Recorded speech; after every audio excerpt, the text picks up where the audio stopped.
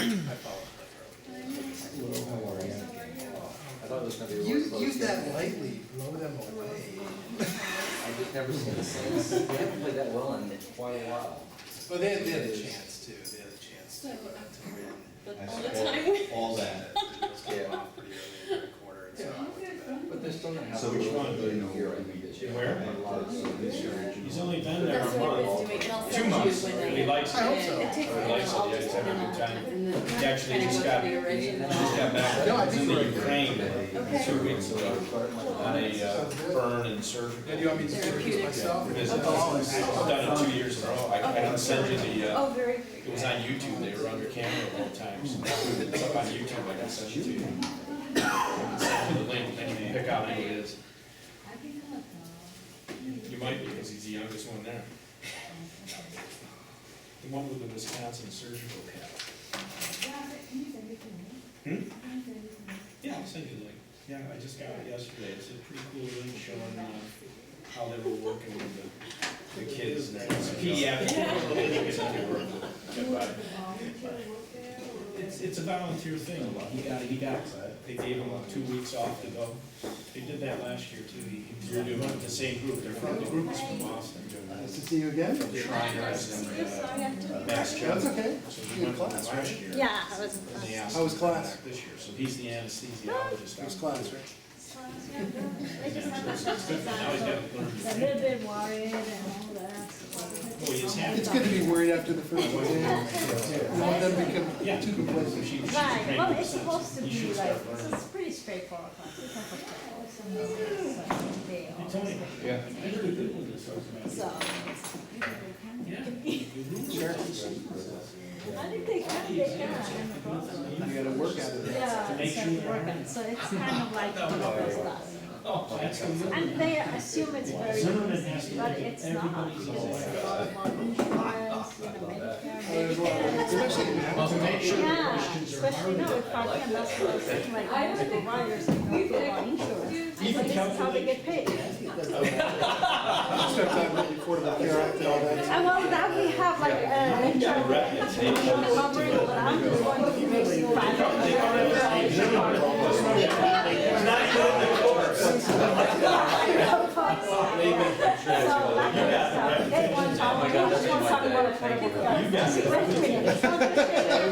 And they're like, oh, hey, this is shut down, that's all that. I said, no. Not in the syllabus. Yeah, not in the syllabus, right, and I was like, yeah, this is. All right, let's go ahead and get started. Thank you all for coming today. I'd like to introduce Dr. Michael Thomas today. He's here for the vice chair position. He got his BS in education from University of Arizona and also stayed on for his PharmD at University of Arizona. He did a PGY1 at Arizona Health Science Center. He has a BCPS certification, immunization certification, and ACLS certification. He's currently associate professor of South University School of Pharmacy in Savannah, where it's nice and warm most of the year. His research interest areas are emergency medicine, research study development. His favorite sport team is? Patriots. Not the sports team? Yeah, sports team. Football team. Sports could be anything. But it has to be football. No. No? Red Wings. Winnipeg Jets? Gotta be the Baltimore Orioles. No. Yeah. I'm so glad they didn't have to. It's not the Red Sox? No, it's Miami Dolphins. All right. So today he's going to talk about a 2-year evaluation of knowledge and competence in a clinical toxicology elective that he did using active learning techniques. Welcome. Well, thank you, appreciate that. It's good to be here. I've got a chance to meet with, I think, the great majority of you. Most of you look familiar, and if I didn't meet you and you look familiar, I apologize, it's been a long day.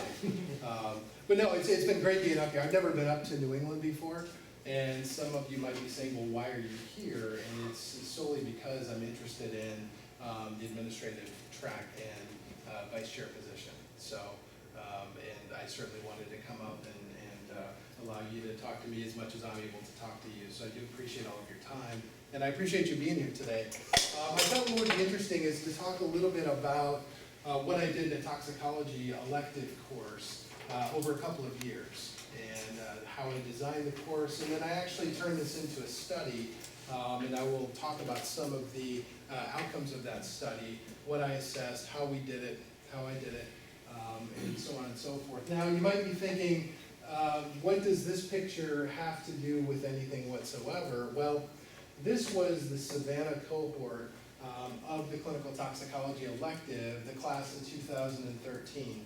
So this was actually taken a couple of years ago. And now I said this was the Savannah campus because we're a dual campus environment. The Savannah campus surprised me, and they gave me this frame at the end of the course. And then after that, we went down and we took a picture. And what they did was every student had their own topic that they presented.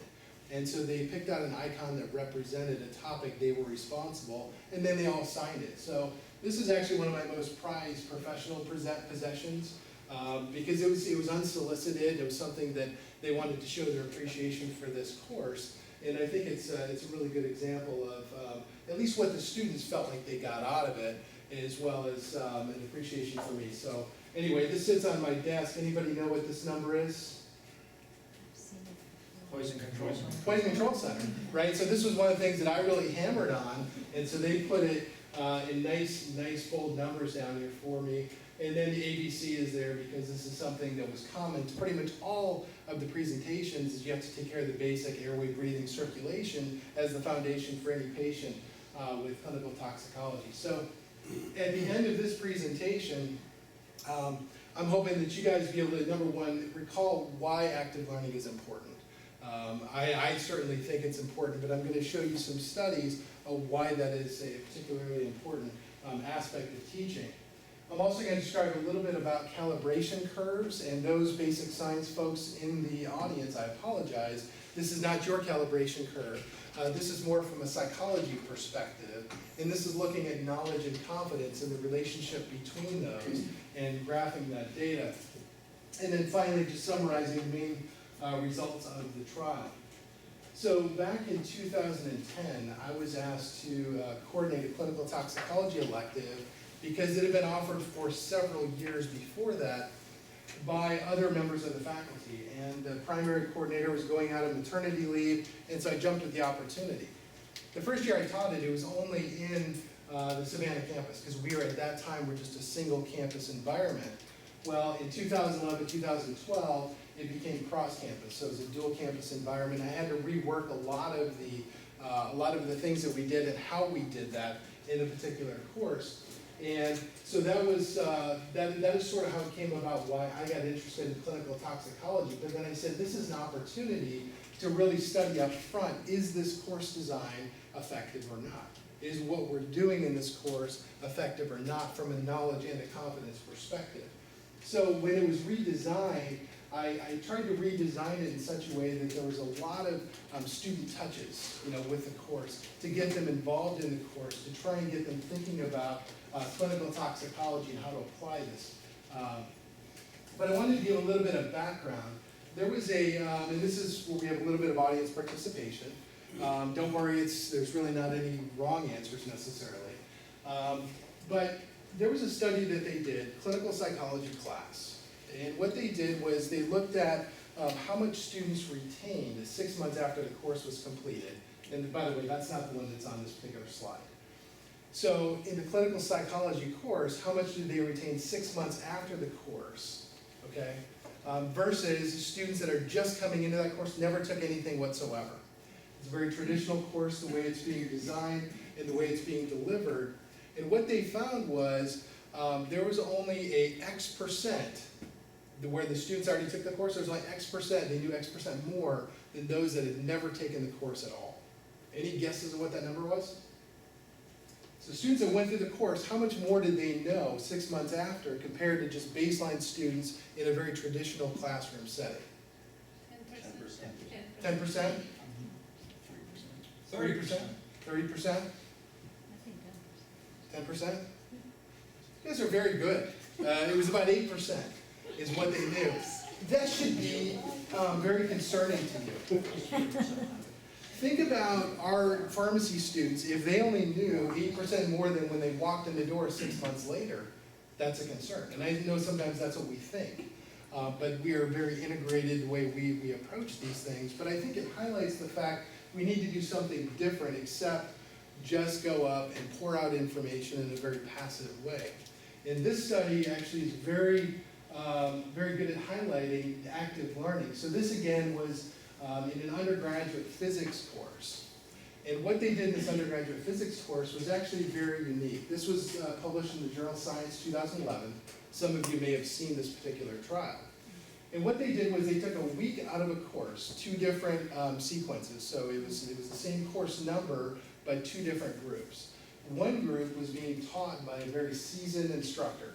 You know, he's got the elbow pads, he's got gray hair, and very seasoned, well-respected, good course evaluations, but teaches in a traditional way. Then what they did was they took this other course, and they gave it to a TA kind of person, new graduate, and said, teach this course, but I want you to use active learning and incorporate a lot of active learning techniques, and I want you to teach these 12 topics in this 1-week period. After that, we're going to assess the students and see how well they did. Well, you can probably guess which number is which. So this is the percent correct on this quiz, this 12-item quiz, after this 1-week period in the group that had active learning and the group that had traditional learning. Now remember, the group that had active learning was by a very novice instructor. Well, those students scored significantly more, 70%, versus those that were taught by a very seasoned instructor, 41%. So you need more than just someone who knows the material. You need somebody to be able to relate this material in the classroom, which comes down to active learning, I think. The other thing they found in this particular trial was there was an increase in attendance in the active learning, because people were saying, hey, what's going on in this classroom? And so you got 20% increased attendance, and you may remember an undergraduate, they don't care about attendance. But now all of a sudden you had a lot more students coming to class and they were more engaged. They found they were a lot more engaged. In the recent ACPE standards, there was some language specifically added for active learning, so it's certainly supported by our profession and by pharmacy education. So I think it's important that we use at least active learning in our curriculum, and I certainly did that in this particular class. We're going to talk more about that in a second. So in the realm of psychology and educational psychology, they like the interaction of confidence and knowledge. But they're more interested in what are personality traits that make somebody more confident than not.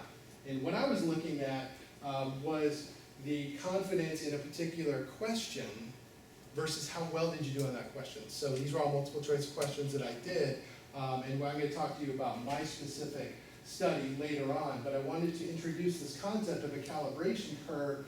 And what this is here is you have the estimated probability of getting something right. So this is confidence down here.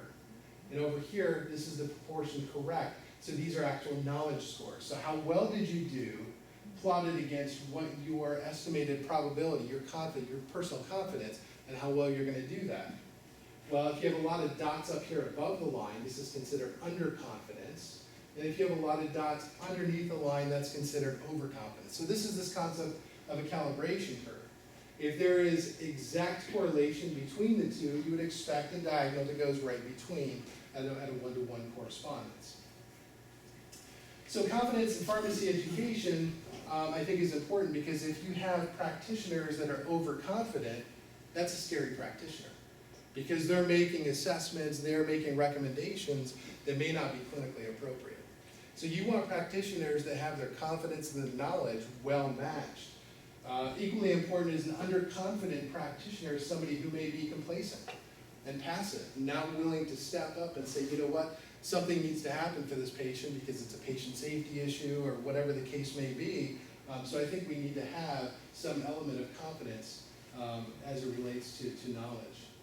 Now, an early study, does anybody here know Nick Popovich? Yes, I do, You do? yes. So he was at Purdue for a lot of years, and I think he's professor emeritus there now. He's right now in Chicago. He's in Chicago? Yeah.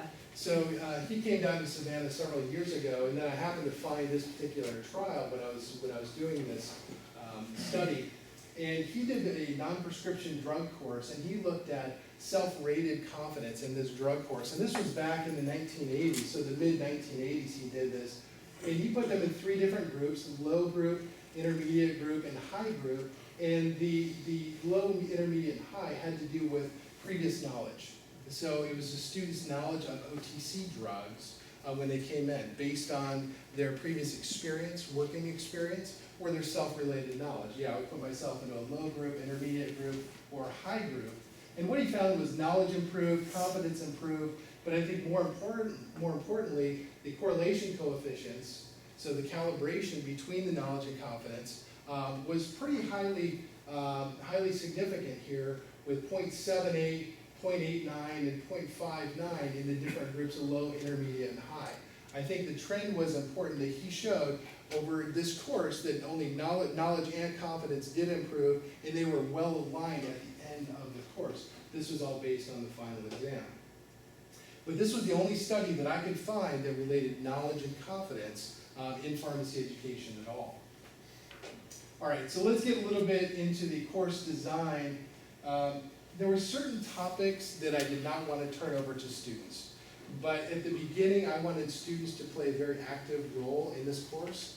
And so what I decided to do was I was going to separate the course, a third taught by me, 2/3 of it was going to be led by the students, okay? And so a third was instructor-led topics. I'm going to talk about what those are in just a second. And what I primarily used was clickers. I don't know if you have clickers here, the audience response system. I found that to be very beneficial, partly because we have class sizes that are very large over campuses, and it's really difficult to pick on somebody, for lack of a better term. In this kind of a classroom setting, I wouldn't really need clickers, because I can pick on you individually and say, hey, what do you think about this? And you can engage in conversation. When you have a class size that's split over 2 campuses, it's a little bit more difficult to be able to have some active dialogue. So I use clickers. I use those actually as part of my usual teaching style. I use them about every 10 minutes or so, just to break up the monotony a little bit, make sure students are getting out of my lecture what I think they should be getting out of it. The other 2/3 was led by students, so they were student-led seminars. Well, these were the topics that I did not want to trust to students. I did not want to turn them over because I thought they were very important. These were fundamental issues that I wanted to make sure were covered in a very comprehensive way. And so these particular topics took an hour and a half each one. So this was an hour and a half, poison centers and poison prevention. Poisoning general management actually took me 3 hours. Because remember I said at the outset, ABCs were very important. Well, at this point in the curriculum, they didn't know about cardiology yet. They didn't have their cardiology integrated sequence. So I had to cover some of the basics for that as well, and go through EKGs, go through some basic laboratory interpretation, go through some other stuff that was important related to the general management of patients. You know, how are you going to deal with somebody who comes in hypotensive or comes in hypoxic? What's the initial strategy to get them stabilized? I also did not want to turn over acetaminophen toxicity to them. This is something that I thought was very important, and I was concerned they would not be able to cover it adequately in the time I would be able to dedicate for them to do this.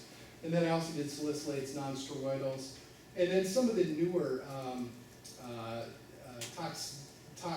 topics like intravenous fat emulsions used for local anesthetic toxicity. That was really a hot topic probably 3 or 5 years ago with bupivacaine, but I think it's something still important for students to have an appreciation for. These were the student-led seminars, and I'm not going to go through all of these, but these topics were listed on the syllabus in this pretty much in this order, where we started out with lithium and we went all the way through inhalants. Now, I had 25 topics between this slide and the previous slide. Well, the first time I did this course, I only needed 20 topics. But then in 2012, I was asked to increase the cap of my course to 25 to accommodate 5 additional students. So I added these particular topics. Now this is important because when I designed the assessment, what I wanted students to know, none of these topics were included in that assessment. And I'm going to talk more about why I did not do that later on when I actually get into my particular study design. So just more about the course and how it was designed. There was a student that was presenting a seminar. So it was a one-to-one correspondence. Every single student had their own seminar to do. There was no group work at all with this. The other thing I did was I had every student evaluate their peers multiple times. So for every presenter, I had 3 students evaluating, and then I also evaluated them. Okay, so I had 4 evaluations per student seminar. I had students writing quiz questions for me. So after every student seminar, there was 3 students that were assigned quiz questions. And then I had 3 students asking questions of the presenter as well. Now, I know you cannot read this grid on the bottom, so I blew it up. And this grid is how I kept track of all this stuff. Because as you can imagine, this is a lot of people to make sure everybody has the equal responsibility and everybody knows what they're doing for every particular seminar. So what would happen is at the beginning of the course, all of the lecture topics were lined out on the syllabus. So we had all the lecture topics lined out on the syllabus, and then I randomized everybody's names. Then I had students pick which topic they wanted based on which number they particularly got.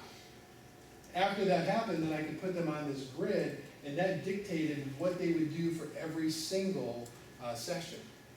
Now, I had 10 people involved in every single student seminar. There was 2 student seminars per class period, so almost every student had to do something every single class period.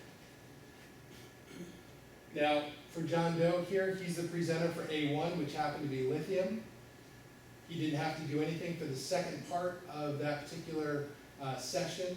And then the next class period, he was the evaluator.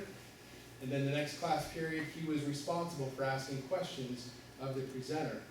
And I'm going to show you a little bit more about what they had to do in just a moment.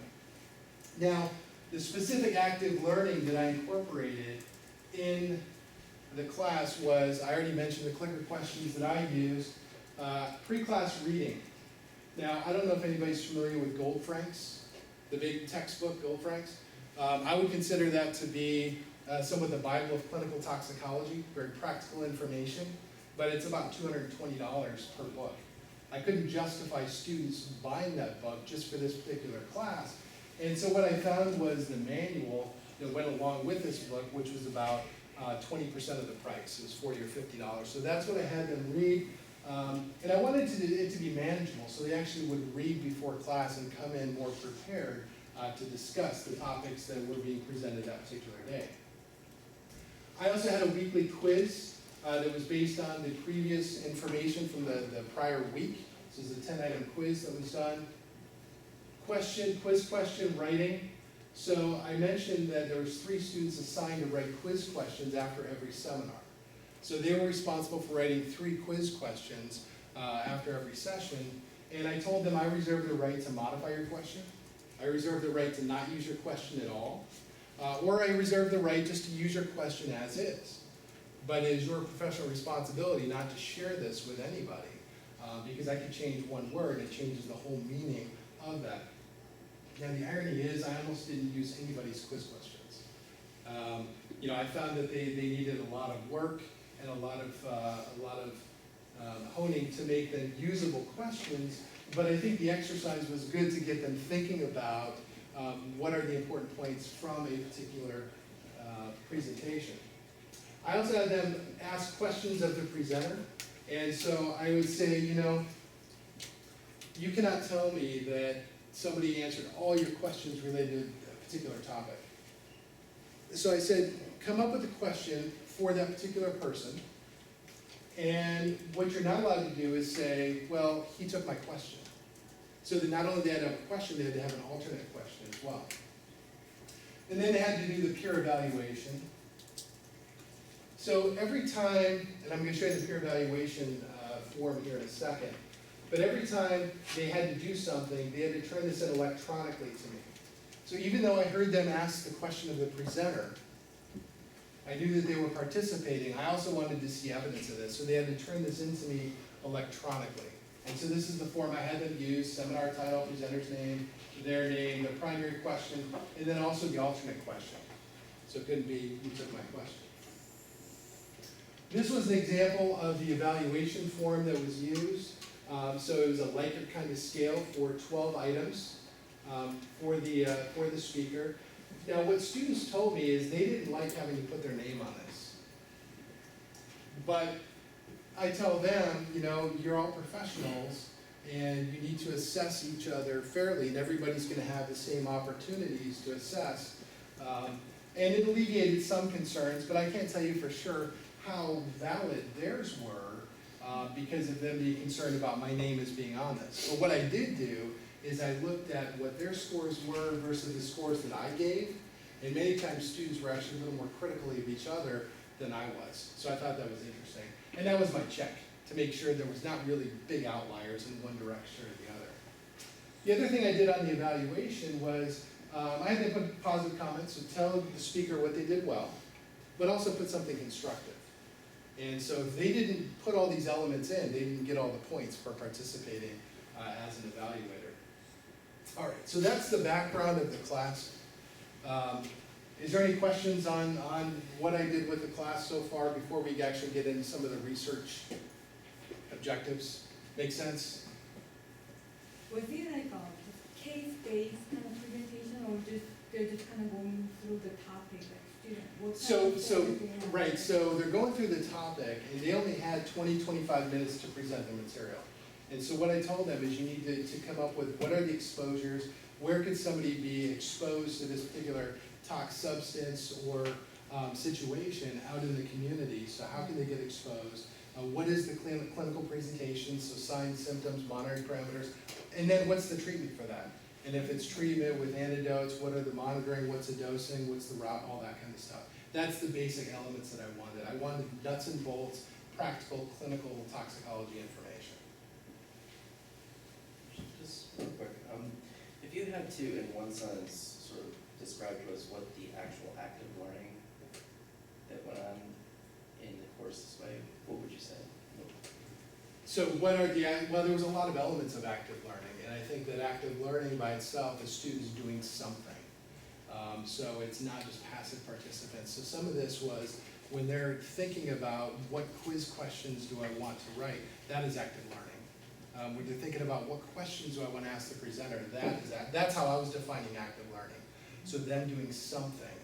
It's trying to get them thinking about their own learning, so the metacognitive kind of skills. Does that help?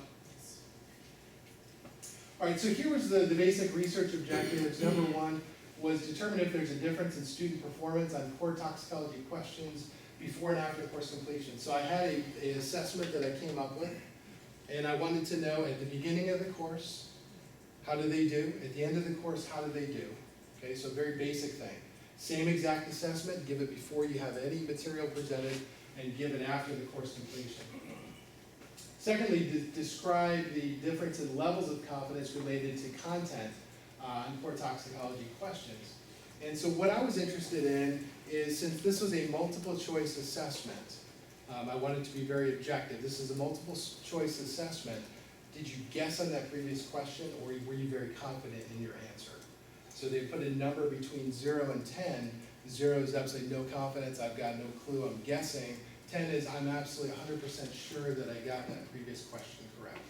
So I was interested in the confidence on that particular question. Determine the level of correlation between assessment scores and self-reported confidence. So this is getting into those calibration curves and seeing how well correlated they are, looking at correlation coefficients. Stratify data by instructor taught material versus student taught material. So I could go to the assessment and say, okay, that question is directly related to what I presented.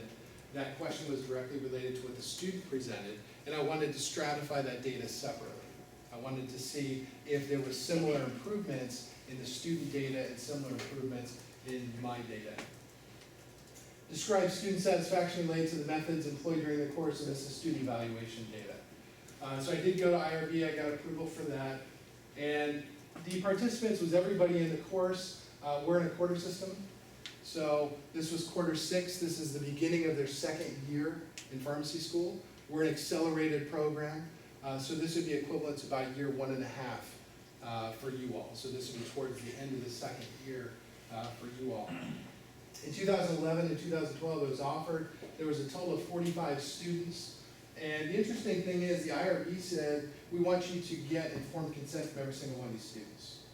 And I thought that was fascinating, but fortunately, I was able to get informed consent from all 45 of my students. I had 100% participation in this trial.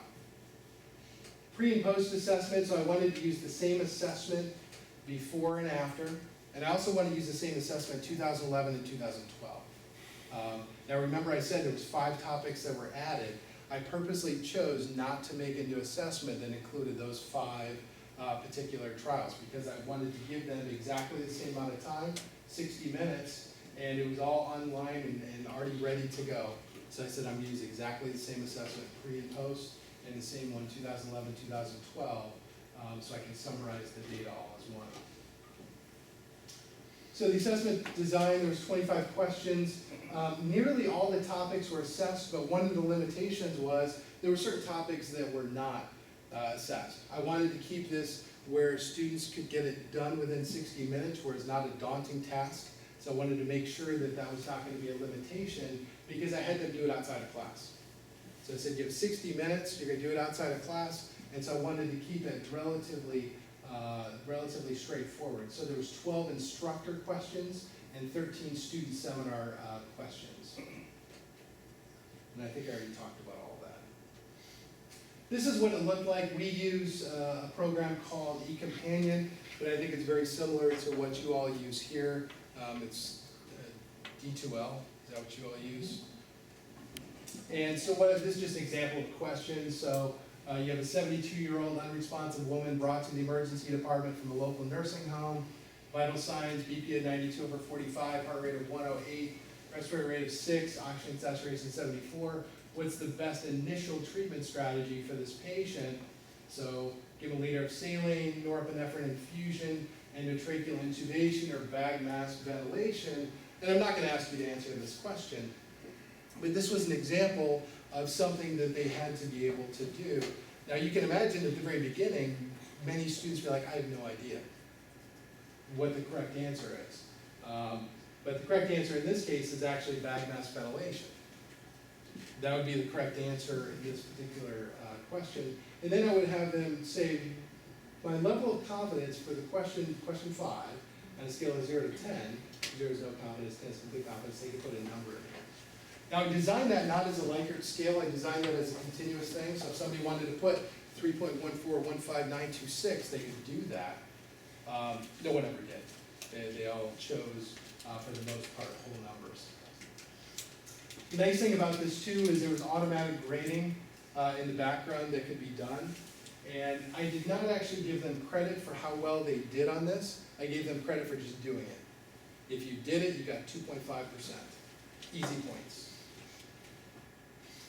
So statistically, I used a program called Minitab and also SPSS. The alpha was set at 0.05, and I used the t-test for period samples. I found that the data were very similar to a normal distribution. The medians and means were basically the same. So I used t-test to compare the difference between the knowledge scores before and after, and also the confidence scores before and after. Then I looked at the correlation coefficients between confidence and achievement, those knowledge scores, and then used some descriptive statistics in the form of histogram, box plots, and scatter plots with best fit line to describe what the data was. So here's the first objective that I was looking at was, is there a difference in student performance on core talks questions before and after the course? Now, this is where we get into some more audience participation. What do you, how well do you think the group as a whole did on the assessment before? So percentage-wise, how well do you think they scored as a whole cohort before having the course at all? 25%. 25, okay. Others?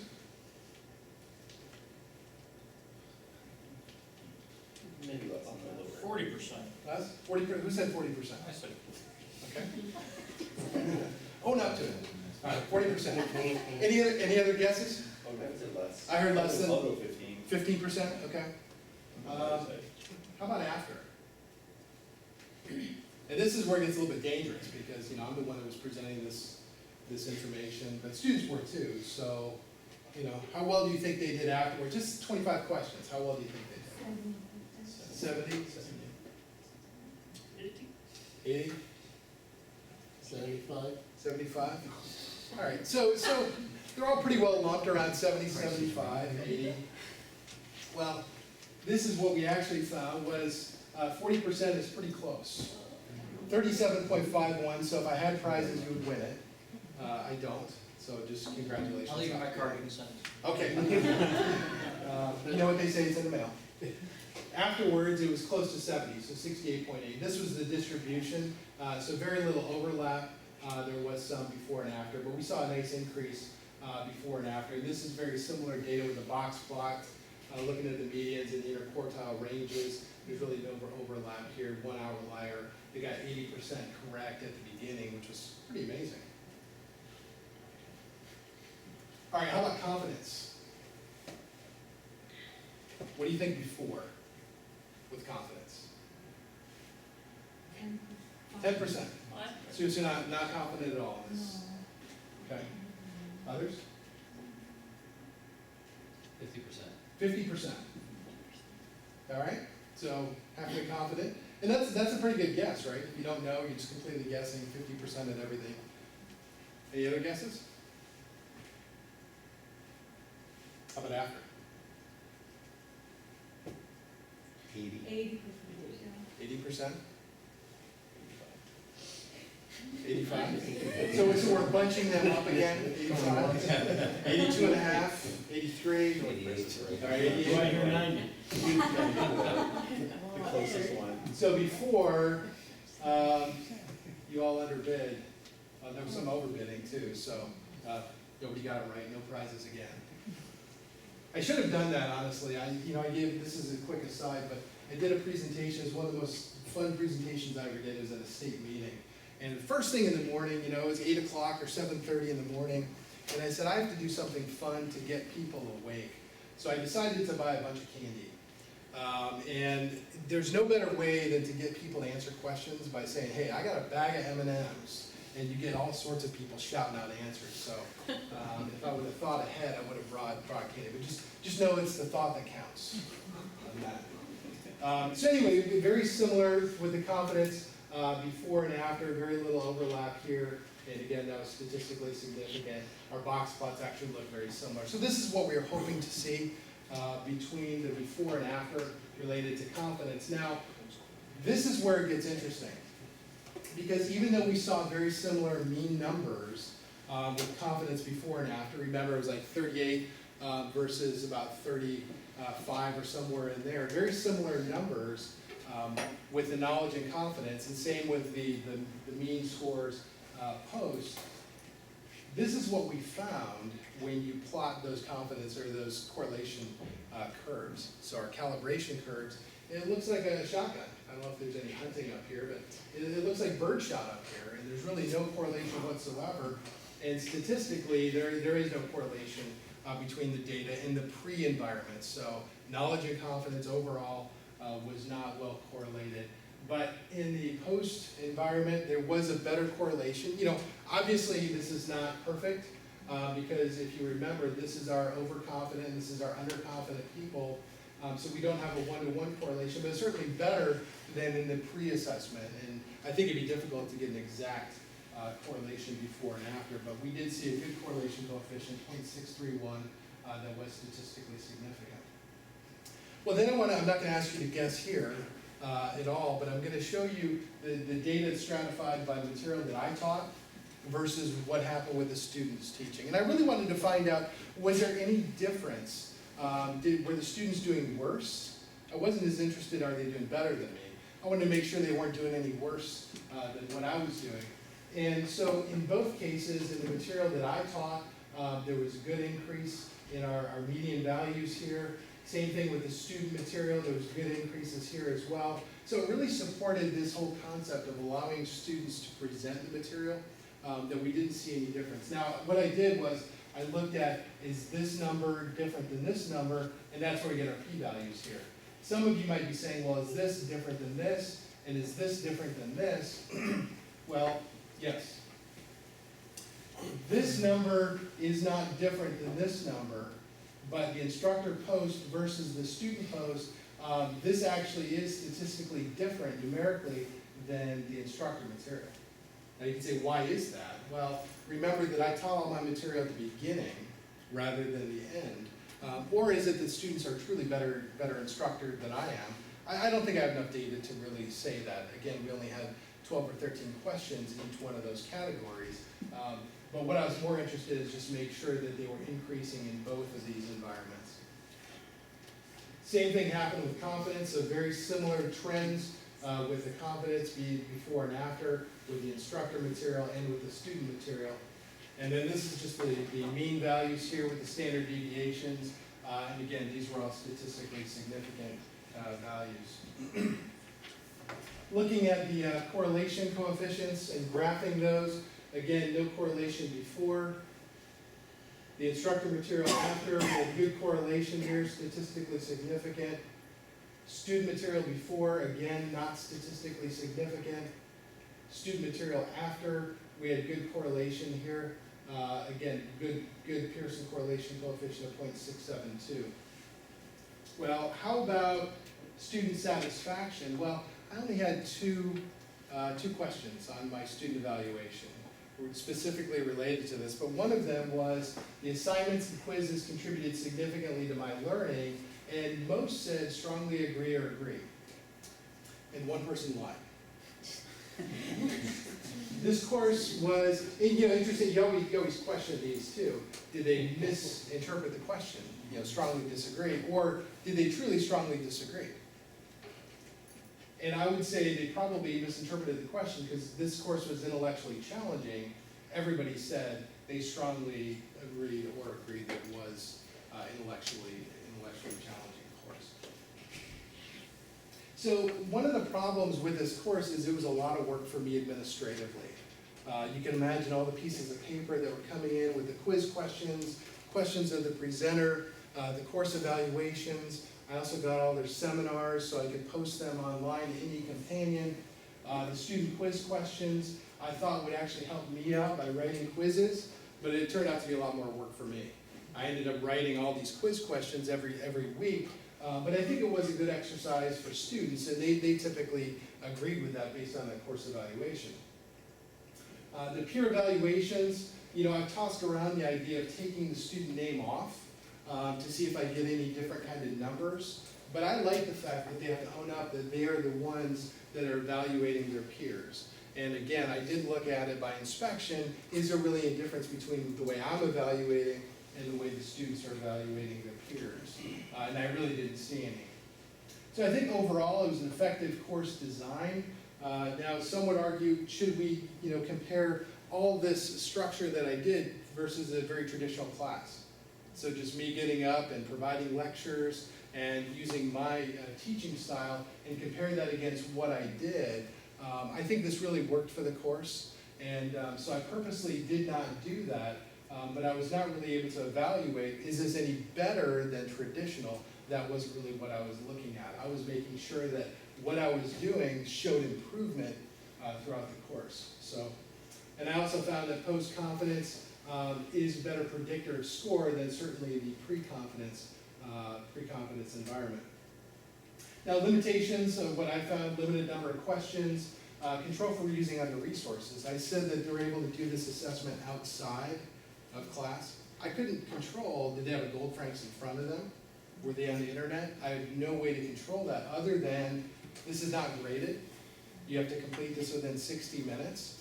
I'm going to ask that you professionally not do that, but I couldn't tell you for sure nobody used it. Now, if they did use resources, certainly in the pre-environment, that makes me very sad because they only got 38% correct.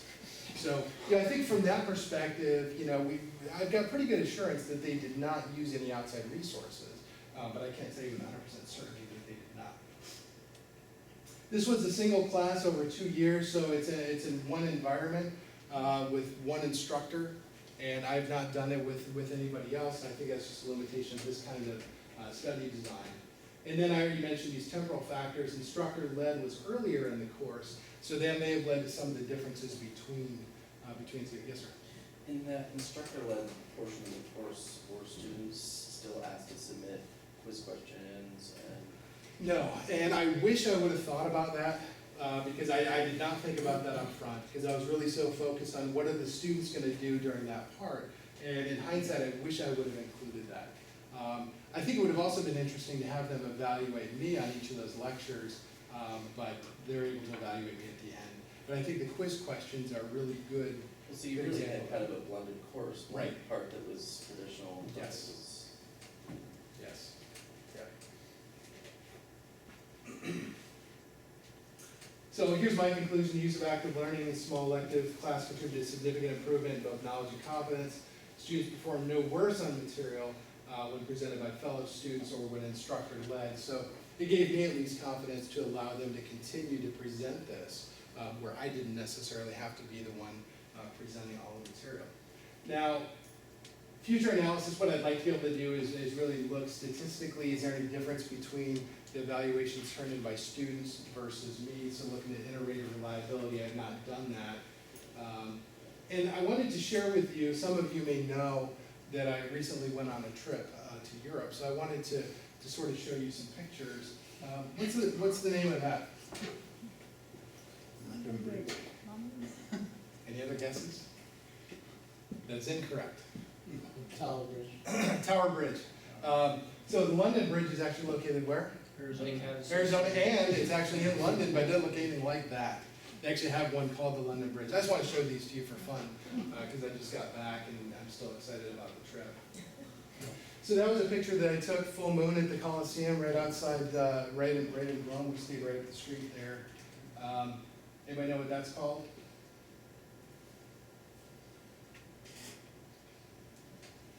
Tower of London?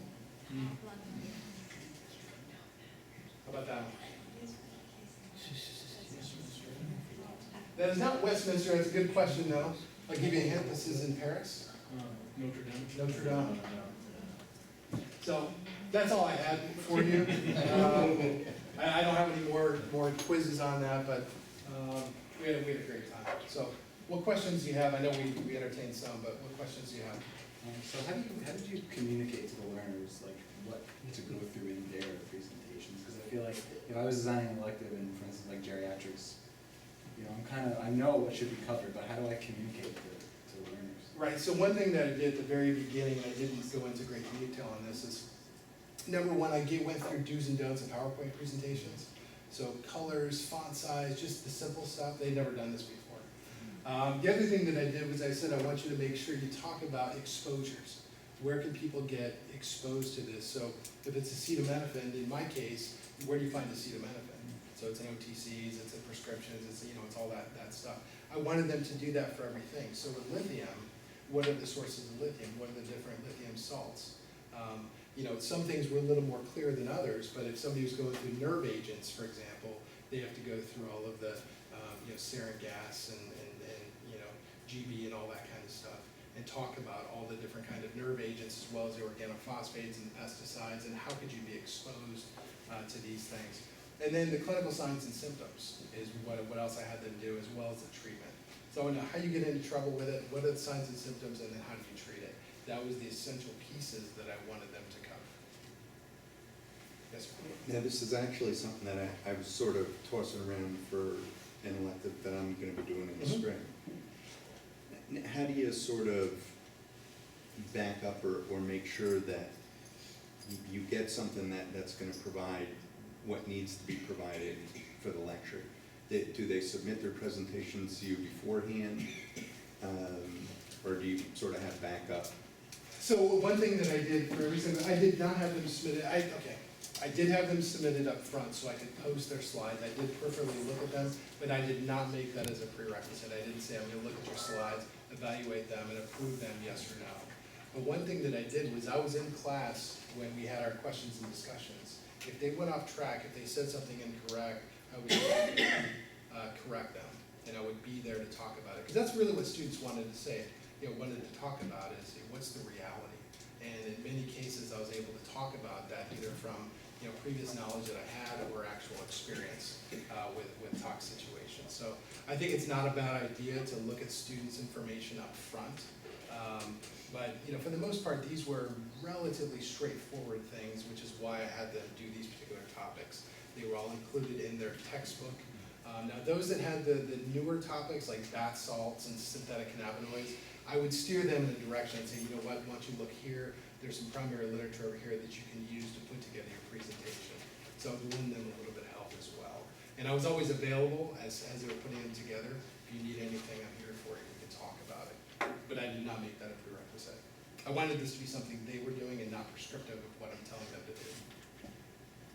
That was part of it. Yes, ma'am? Well, it was very similar to what Mark said about what happens if they got to the end of their presentation, time was running out, and they didn't cover some aspects that you wanted them to cover.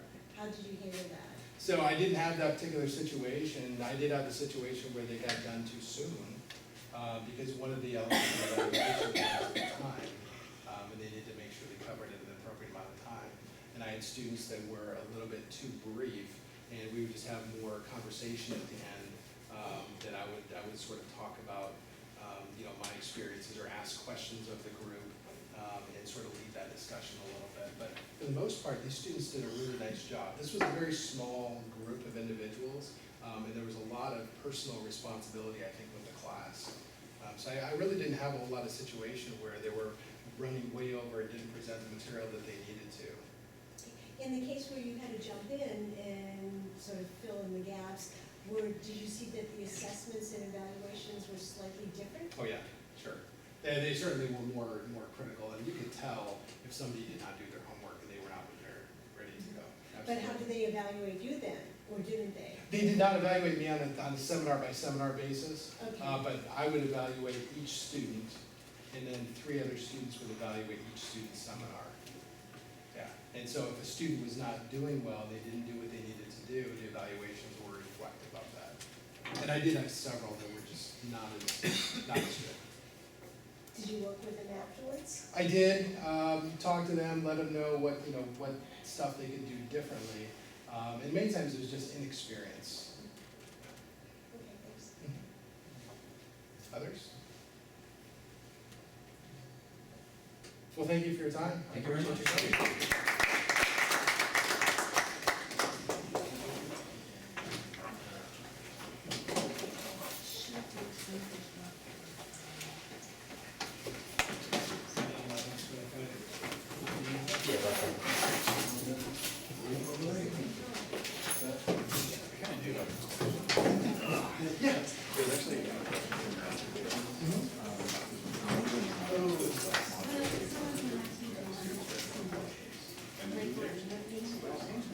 Oh, really? So they would do it beforehand, we would sort through them, look at them, and jump in there. We would randomize them, so that students might get their question, might get other questions, but I was just kind of curious, when you did have them write their own questions, I was wondering out of your observations, did your question writing get better as the semester went on? And then also the other question was, I had 2 other questions, was did it get better? Number 2, did you feel like they perceived your job as a professor in a different way because they had to kind of do what you were doing by writing questions? Did they have kind of more respect in terms of your test? Like, you know, Sure. When you have to sit down and write an exam. And my other question was, when they write their own questions, do you feel like their test-taking IQ increases? Not necessarily like the fact that they know the material better, but if you test them in the same format that they're writing questions, like if you have them write a multiple choice question, and then you test them in multiple choice question, do you think that potentially their test-taking IQ is getting better? Because I find that as I write exams more and more, Right. I actually start to realize, oh, if I would have taken an exam knowing what I know now, I would do better, because I kind of have a bit of an idea of like what the person's thinking about when they're putting exams together. I was just kind of curious if you had any observations on those 3 points. So let me start by saying that I think